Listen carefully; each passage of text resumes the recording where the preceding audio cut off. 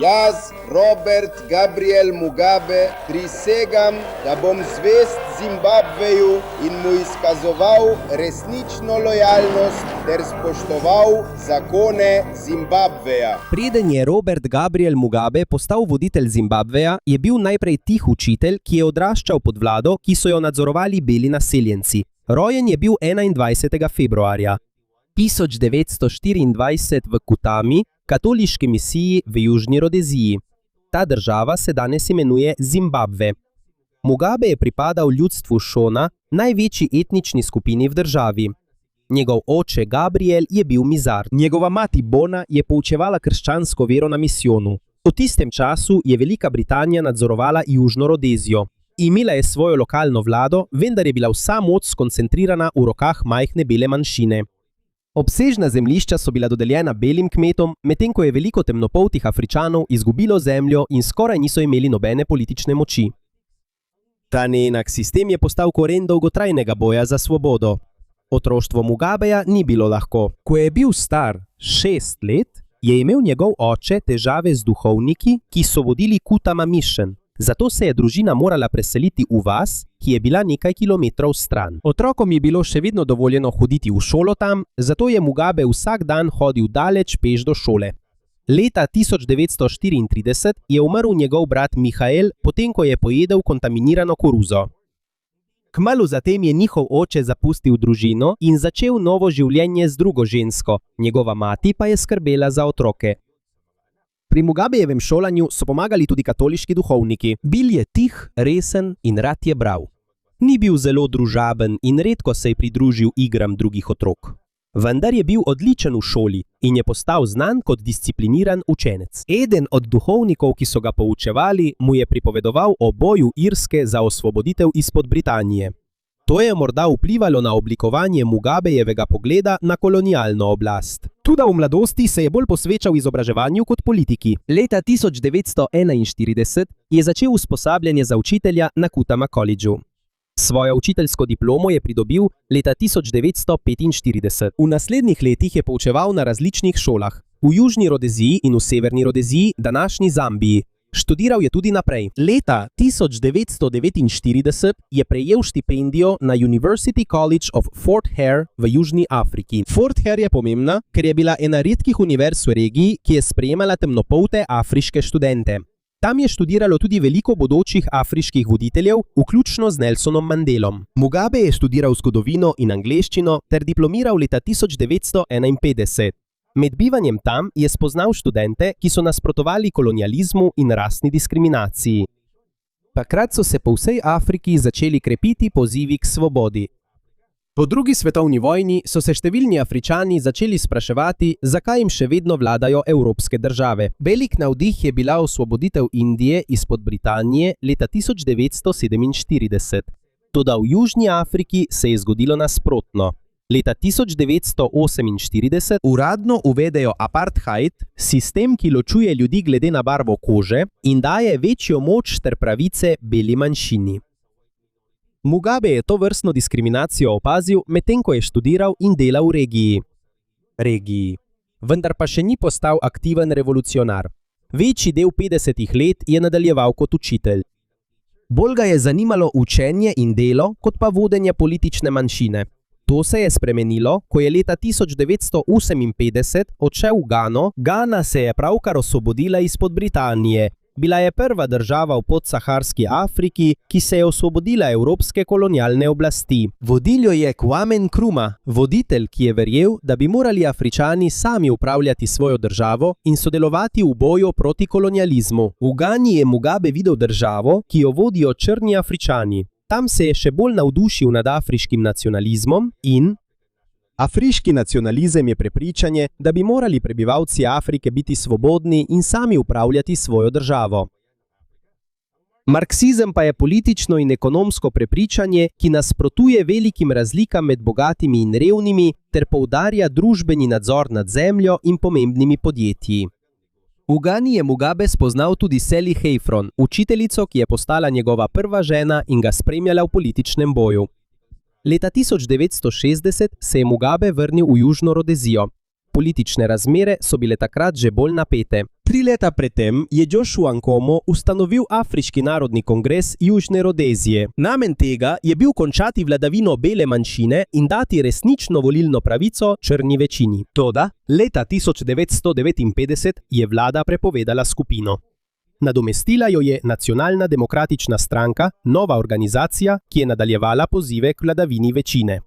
S pomočjo svojega prijatelja Leopolda Takavire se je Mugabe pridružil stranki. Bil je odličen govorec in pisec. Ker je bil učitelj in zelo izobražen, so ga voditelji nacionalističnega gibanja hitro opazili. Tu je bil začetek njegove preobrazbe iz tihega učitelja v aktivnega nasprotnika kolonialne vlade. Tudi ko se je krepil poziv k svobodi, je vlada pod vodstvom belcev postajala vse bolj stroga in namesto mirne politične kampanje se je boj postopoma spreminjal v zapiranje. Oboroženo vstajo in dolgo vojno za prihodnjo državo Zimbabve. V zgodnjih 60. letih je Robert Mugabe postal še bolj aktiven v gibanju, ki je zahtevalo svobodo in enake volilne pravice za temnopolto večino. Toda je vlada pod vodstvom belcev večkrat prepovedala nacionalistične stranke. Ko je bila Nacionalna demokratična stranka prepovedana konec leta 1961, so njeni voditelji pomagali ustanoviti Zimbabvejsko-afriško ljudsko zvezo ali ZAPU. To je vodil Joshua Nkomo, medtem ko je Mugabe postal sekretar za odnose z javnostjo. Njegova naloga je bila pojasnjevati javnosti cilje stranke in krepiti njeno podporo. Medtem pa je vlada postajala vse bolj stroga. Leta 1962 je na volitvah zmagala Rodezijska fronta, desničarska stranka, ki je zastopala interese belcev, medtem ko je bilo zelo malo črnih Afričanov, ki so takrat lahko volili. Zato, čeprav so predstavljali veliko večino prebivalstva, je politiko še vedno nadzorovala bela manjšina, zemljo in pomembna podjetja. Prišlo je tudi do nesoglasij znotraj ZAPU. Nkomo je želel nadaljevati s političnim pritiskom in pogajanji, vendar pa je Mugabe skupaj z nekaterimi svojimi sodelavci verjel, da vlada ne bo mirno predala večinske oblasti. Zaradi tega so se leta 1963 odcepili in ustanovili Zimbabvejsko-afriško nacionalno unijo ali ZANU. Zdaj sta se dve glavni nacionalistični skupini ločili, pri čemer je ZAPU ostal pod vodstvom Nkoma. Medtem je Mugabe postal generalni sekretar ZANU. Oba sta si želela končati vladavino bele manjšine, vendar sta imela različno vodstvo, vojaško organizacijo in glavno etnično podporo. ZANU je bil močnejši med šonami, medtem ko je bil ZAPU močnejši med številnimi ndebeleji. Ta delitev bo povzročila velike težave tudi potem, ko bo država dosegla neodvisnost.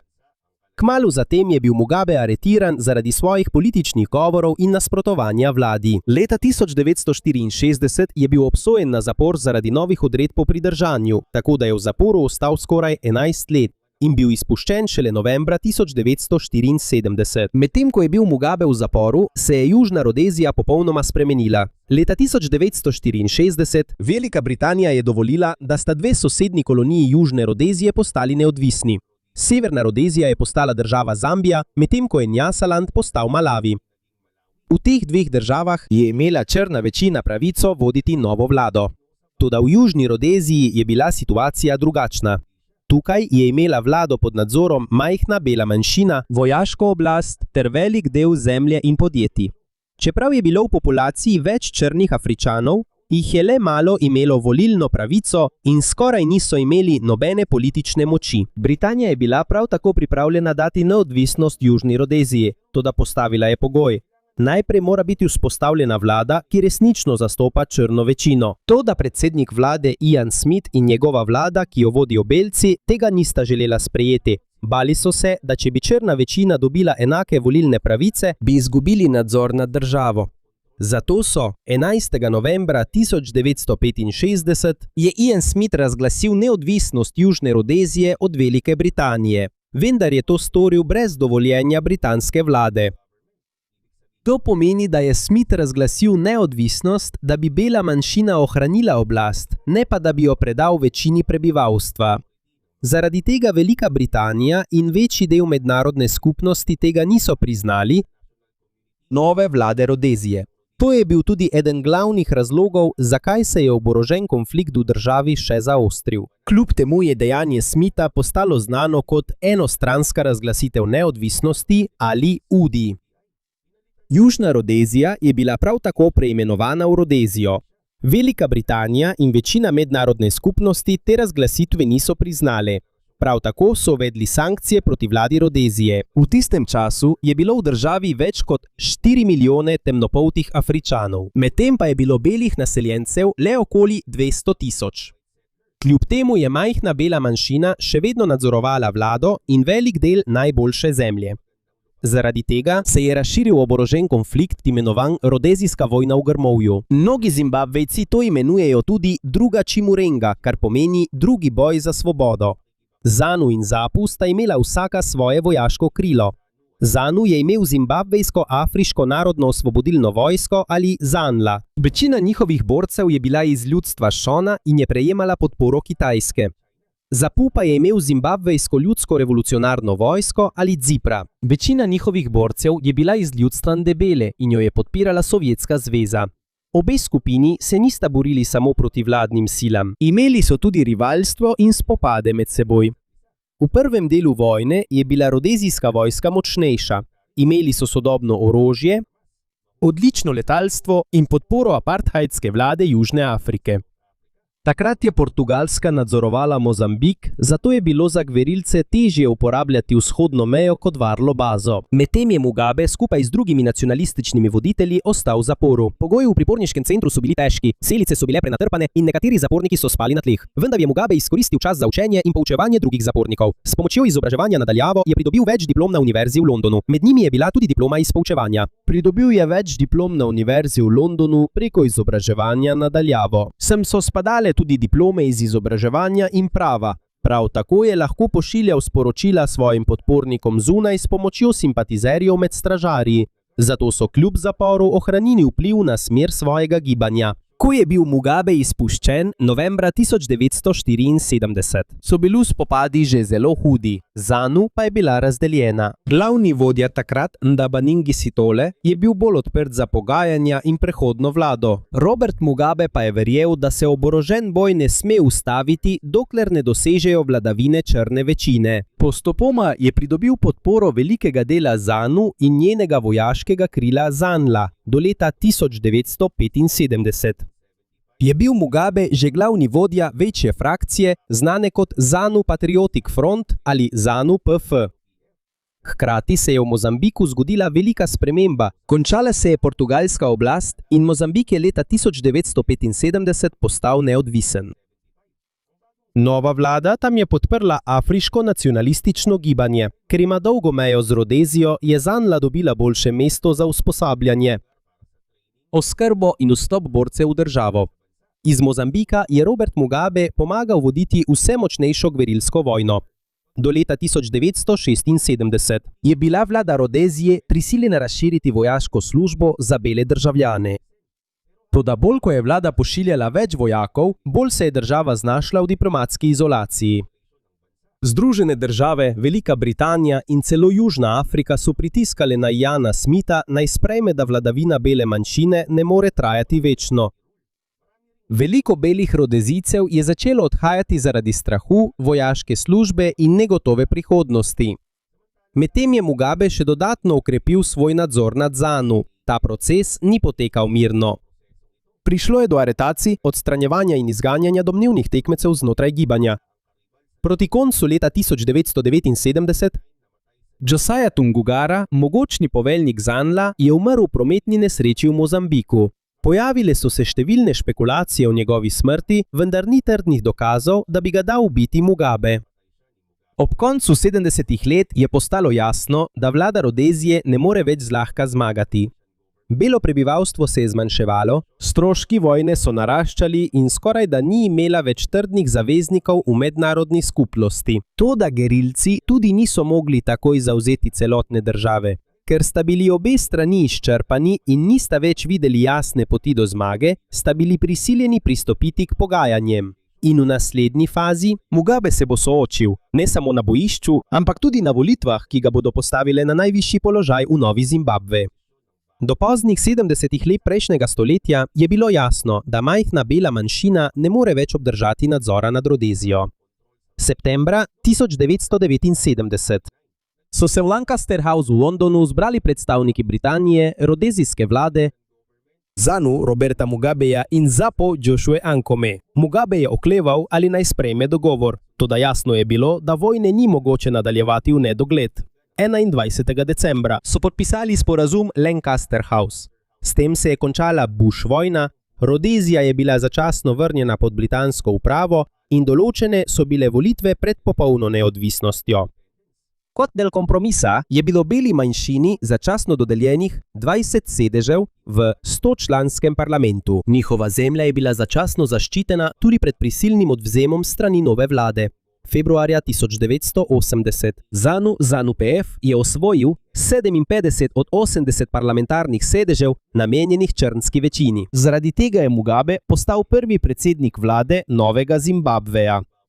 18. aprila 1980 država je uradno dosegla neodvisnost in končala vladavino bele manjšine. Na začetku je Mugabe pozval k spravi. Dejal je, da se navadnim belim Zimbabvejcem ne sme maščevati. Samo zaradi njihove barve kože je ohranil na položajih nekatere nekdanje vladne uradnike in ni takoj prevzel velikih kmetij, ki so bile v lasti belih posestnikov. To je pomembno, ker je komercialno kmetijstvo eden največjih virov hrane, zaposlitve in izvoznega dohodka v državi. V prvih letih neodvisnosti je vlada hitro razširila tudi izobraževanje in zdravstveno varstvo. Zgradili so veliko šol in zdravstvenih centrov. Več otrok je lahko hodilo v šolo. Pismenost se je povečala, dostop do cepiv in osnovne zdravstvene oskrbe pa se je razširil. Ti programi so bili eni največjih uspehov v zgodnjem obdobju vladanja Mugabeja. Toda hkrati s temi uspehi so se začele pojavljati tudi težave. Vlada je veliko porabila, povečal se je dolg in korupcija se je razširila znotraj ZANU-PF. Še hujše pa je bilo nesoglasje med ZANU-PF pod vodstvom Mugabeja in ZAPU pod vodstvom Joshua Nkoma. Mugabe je imel močno podporo med Šoni, medtem pa je veliko Ndebelejev v zahodni Zimbabve podpiralo Nkoma. Po osamosvojitvi je bilo še posebej težko združiti nekdanje borce ZANLA iz ZANU in borce ZIPRA iz ZAPU v eno nacionalno vojsko. Prišlo je do oboroženih spopadov, uporov in obtožb, da imajo pripadniki ZAPU skrito orožje. Vlada je to izkoristila kot razlog za pošiljanje posebne vojaške enote v Matabeleland. Ta enota se je imenovala 5. brigada. To enoto so urili vojaški svetovalci iz Severne Koreje in je bila neposredno podrejena vladi Mugabeja. Leta 1983 začela je operacijo imenovano Nagu Kurahundi.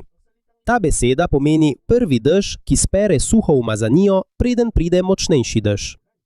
Toda v dejanski operaciji niso bili tarča samo oboroženi uporniki. Veliko navadnih civilistov iz Ndebeleja je bilo aretiranih, mučenih, prisiljenih zapustiti svoje domove ali ubitih. Celotne skupnosti so bile obravnavane kot podporniki Mugabejevih nasprotnikov. Natančno število umrlih ni znano, vendar pa po poročilih o človekovih pravicah je bilo ubitih na tisoče ljudi, žrtve pa naj bi med letoma 1982 in 1987 dosegle približno 20 tisoč. To ni bila preprosta vojaška operacija proti nekaj upornikom. Uporabljena je bila tudi za oslabitev ZAPU in uničenje glavne politične opozicije Mugabeju. Leta 1987 Joshua Nkomo je bil prisiljen podpisati sporazum o enotnosti. S tem sporazumom sta bili ZAPU in ZANU-PF združeni. Nkomo je postal del vlade, vendar je ZAPU skoraj izginila kot neodvisna opozicijska stranka. Istega leta so spremenili tudi ustavo. Položaj predsednika vlade je bil ukinjen, Mugabe pa je postal izvršni predsednik. Kot predsednik je imel nadzor nad vodenjem vlade, vojaško silo in velik del oblasti. V samo 7 letih po osamosvojitvi se je podoba Mugabeja spremenila. Leta 1980 so ga mnogi videli kot junaka osvoboditve, ki je obljubil, da bo združil državo. Toda do leta 1987 je bilo jasno, da uporablja vojaško nasilje, strah in spremembe ustave, da bi odstranil nasprotnike in okrepil svojo moč. In od tu naprej se je nekdanji boj za svobodo postopoma spremenil v Mugabejev boj za obstanek na oblasti. Ko je prišla 90. leta, sta Robert Mugabe in ZANU-ZANUP popolnoma nadzorovala politiko Zimbabveja. Na mednarodnem prizorišču je bil še vedno znan kot nekdanji borec za svobodo in pogumen kritik apartheida v Južni Afriki. Toda znotraj Zimbabveja so se korupcija in brezposelnost postopoma slabšali, vladni dolg in pomanjkanje delovnih mest. Leta 1992 umrla je njegova prva žena Sally zaradi bolezni ledvic. Kasneje se je Mugabe poročil z Grace Marufu. Imela sta že razmerje in otroke, ko je bila Sally še živa. Tudi Grace je postala vplivna v ZANU. Znana je bila po razkošnem življenju in dragih nakupih, medtem ko je veliko navadnih Zimbabvejcev trpelo. Leta 1998 Mugabe je poslal na tisoče zimbabvejskih vojakov v Demokratično republiko Kongo. Podprli so vlado predsednika Laurenta Kabile proti upornikom in tujim silam. Zimbabve je za to vojno porabil veliko denarja. Veliko državljanov se je uprlo, ker ni bilo jasno, kako bo njihova država imela koristi, medtem ko se je njihovo lastno gospodarstvo slabšalo. Hkrati se je problem z zemljišči še zaostril. Že v času kolonialne vladavine je velik del najlepših kmetijskih zemljišč ostal v rokah majhne bele manjšine. Pravična in upravičena je bila zahteva, da se zemlja razdeli večjemu številu temnopoltih Zimbabvejcev. Toda okoli leta 2000 je vlada začela program hitre zemljiške reforme. Številne komercialne kmetije so bile hitro zasedene. Beli kmetje, temnopolti delavci na kmetijah in politični nasprotniki so bili pretepeni, izgnani ali ubiti strani skupin povezani z vladajočo stranko. Zemlje niso vedno dobili revni kmetje. Velike kmetije so pripadne vojaškim častnikom in visokim uradnikom ZANU-PF. Veliko novih lastnikov je imelo premalo kapitala in usposabljanja, strojev in zalog, da bi ohranili prejšnjo proizvodnjo. Kmetijska proizvodnja je upadla in prizadeta so bila podjetja, ki so bila odvisna od kmetijstva. Zemljiška reforma ni bila edini razlog za gospodarski zlom. Sem spadajo tudi korupcija, pretirana poraba vlade, velik dolg, šibka gospodarska politika in izguba zaupanja vlagateljev. Po podatkih Svetovne banke od leta 1998 do 2008 dejanska velikost gospodarstva Zimbabveja se je zmanjšala za skoraj polovico. Ko se je kriza poglabljala, je opozicija postajala močnejša. Leta 1999 je Morgan Tsvangirai ustanovil Gibanje za demokratične spremembe ali MDC. Prej je bil vodja delavcev. Sindikate in postal glavni nasprotnik Mugabeja na predsedniških volitvah leta 2002. Uradno je Mugabe znova zmagal. Vendar so bili številni opazovalci in skupine za človekove pravice presenečeni nad ustrahovanjem, nasiljem in resnimi težavami v volilnem procesu. Odnosi Zimbabveja z drugimi državami so se še bolj poslabšali. Zimbabve je bil leta 2002 suspendiran iz Commonwealtha zaradi obtožb o zlorabah na volitvah. Ko so podaljšali suspenzijo, je Zimbabve leta 2003 prostovoljno izstopil iz organizacije. Medtem je vrednost zimbabvejskega dolarja še naprej padala. Da bi financirala velike stroške in odplačala dolgove, je centralna banka natisnila ogromno novega denarja. Ko je v obtoku preveč denarja, izdelkov pa je malo, cene hitro rastejo. To je povzročilo hiperinflacijo. Bili so časi, ko so se cene spreminjale v samo nekaj urah. Plače, pokojnine in prihranki ljudi so izgubili vrednost. Vlada je izdala bankovce z vrednostjo v milijardah in trilijonih. Toda, čeprav so bile številke na bankovcih ogromne, si je bilo zanje mogoče kupiti le malo stvari. Do leta 2009. Zimbabvejski dolar skorajda ni bil več v uporabi in država se je bolj zanašala na tuje valute, kot sta ameriški dolar in južnoafriški rand. Po podatkih Svetovne banke je hiperinflacija uničila prihranke in normalen potek poslovanja. Sredi krize, marca 2008, so potekale predsedniške volitve. Morgan Tsvangirai je v prvem krogu dobil več glasov kot Mugabe, vendar ni dosegel več kot 50%, zato je bil potreben drugi krog volitev. Potem so se napadi na podpornike MDC še okrepili. Po podatkih Human Rights Watch prišlo je do organiziranega nasilja, mučenja in ustrahovanja, v katere so bili vpleteni varnostne sile in podporniki ZANU-PF. Zaradi nasilja se je Tsvangirai umaknil iz drugega kroga. Mugabe je ostal edini glavni kandidat in bil razglašen za zmagovalca. Vendar veliko ljudi volitev ni priznalo kot svobodne in poštene. Pod mednarodnim pritiskom Mugabe je pristal na dogovor o delitvi oblasti, po katerem je ostal predsednik, medtem ko je Tsvangirai leta 2009 postal predsednik vlade. Uporaba tuje valute je začasno pomagala znižati inflacijo. Toda ko sta Mugabe in ZANU-PF ohranila nadzor nad vojsko, policijo in ključne dele vlade. Leta 2013 je Mugabe ponovno zmagal na predsedniških volitvah. Njegovi nasprotniki so dejali, da so bile težave z registracijo volivcev in volilnim postopkom. Dvomi o resnični svobodi glasovanja niso nikoli izginili, a še večji problem sta zdaj njegova starost in kdo ga bo nasledil. Ko je prišla jesen 2017, Mugabe je bil star že 93 let. Gre skupini znotraj ZANU-PF sta se borili za nasledstvo. Prva je bila povezana s podpredsednikom Emersonom Mnangagvo, dolgoletnim Mugabejevim sodelavcem. Druga skupina pa je podpirala Grace Mugabe, katere vpliv je naraščal in za katero so verjeli, da ga želi naslediti. Novembra 2017 Mugabe je odstavil Mnangagvo z položaja. Vojska je to videla kot korak za pripravo Grace na prevzem oblasti.